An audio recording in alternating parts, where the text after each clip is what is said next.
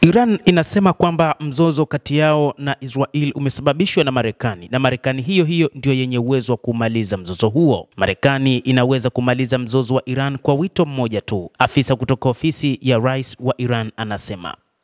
Diplomasia na Iran inaweza kwa urahisi sana kuanzishwa tena ikiwa rais wa Marekani Donald Trump ataamuru uongozi wa Israel kusitisha mashambulizi yake dhidi ya Iran. Majid Farahan, afisa wa rais wa Iran, aliambia CNN siku ya Ijumaa. Anasema Iran inaamini katika mazungumzo ya kiraia. Alisema moja kwa moja au kwa njia isiyokuwa ya moja kwa moja sio muhimu. Tunaweza tukafanya mazungumzo, lakini sharti la kwanza lazima Donald Trump aipe maelekezo Israel iachane na mashambulizi dhidi ya Iran. Sisi tutaendeleza mashambulizi kama kawaida, tutashambulia kila eneo ndani ya Israel. Tutaipa hasara sana Israel kama walivyotupa hasara, lakini tutaweza kuachana na mashambulizi ikiwa Donald Trump, rais wa Marekani, ataweza kusimamisha vita hivi.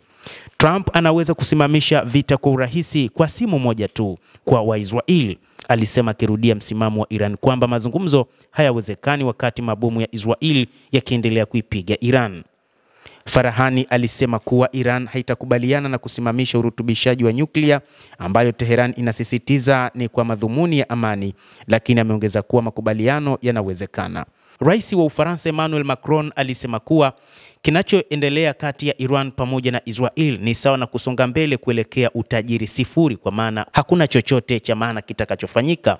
Inapaswa kuwa kipaumbele katika mazungumzo ya Ulaya na Iran huko Geneva. Kwa maana hiyo ni kwamba Ufaransa ipo katika mpango wa kuweza kuhakikisha kwamba vita hivi vinaisha katika siku za hivi karibuni. Katika siku hizi mataifa yenye nguvu ya Ulaya yamejiunga na wito wa Marekani na Israel wa kupiga marufuku urutubishaji na kufanya misimamo yao kuwa migumu katika suala hilo muhimu, huku Faransa ikiweka mbele msimamo wake wa wazi juu ya urutubishaji sifuri kabisa, kwa maana Iran isijihusishe na masuala ya nyuklia kwa mara nyingine tena. Iran inasema inahitaji urani iliyorutubishwa kwa madhumuni ya amani, huku pia ikitengeneza kiasi kikubwa cha vifaa vya karibu vya kiwango cha silaha kama ambavyo nchi za magharibi zimesema, licha ya kwamba ambayo pia imefikia 60% yenye uwezo wa kutengeneza makombora 4 ya nyuklia. Uamuzi wa Trump wa kufunga dirisha la mazungumzo la wiki mbili kabla ya kuamua kufanya mashambulizi dhidi ya Iran umetoa njia ndogo kama kitu kisichowezekana kwa makubaliano ya amani kati ya Iran na Israel.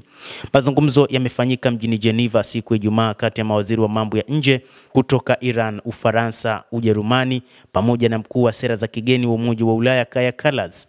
Mkutano wa kwanza umethibitishwa wa aina yake kwa ana tangu mzozo huo kuanza. Baada ya siku za nyuma, jumbe za uchokozi kutoka kwa utawala wa Trump zimefungua uwezekano kwamba hatua za kijeshi hazikuweza kuepukwa. Hakika kambi ya Trump mwenyewe inaonekana kugawanyika sana wakati huu juu ya kufuata namna ya kuishambulia Iran moja kwa moja. Ikiwa Amerika itahusika katika vita, Farahani alisema kuna chaguzi nyingi na zote ni chaguzi hizo sahihi. Miongoni mwa chaguzi hizo ni pamoja na kuishambulia Marekani bila kujali ina ukubwa wa silaha kiasi gani. Hata hivyo, anasema kwamba moja kati ya mataifa yenye silaha nzito ulimwenguni ni pamoja na Iran, na Iran haiogopi taifa lolote katika ulimwengu huu na ipo tayari kwa ajili ya kukabiliana ikiwa itachokozwa.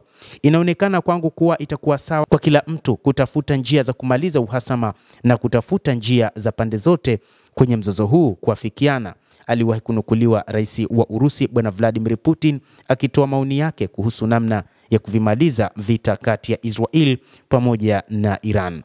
Timu ya CNN mjini Teheran imeshuhudia umati mkubwa wa watu wakiandamana wakipeperusha bendera za Iran, Hezbollah pamoja na Palestina na kuchoma bendera za Marekani na Israel, wakiimba nyimbo za kifo kwa Israel, kifo kwa Amerika. Msingi katika hafla kama hizi zilisikika wakati wa Iran walizungumza juu ya hasira yao kwenye kampeni ya ulipuaji wa mabomu. Trump unamtishia kiongozi wetu, mwanamke mmoja aliambia CNN. Je, hujui kwamba taifa langu linaamini kifo ni tamu kuliko asali?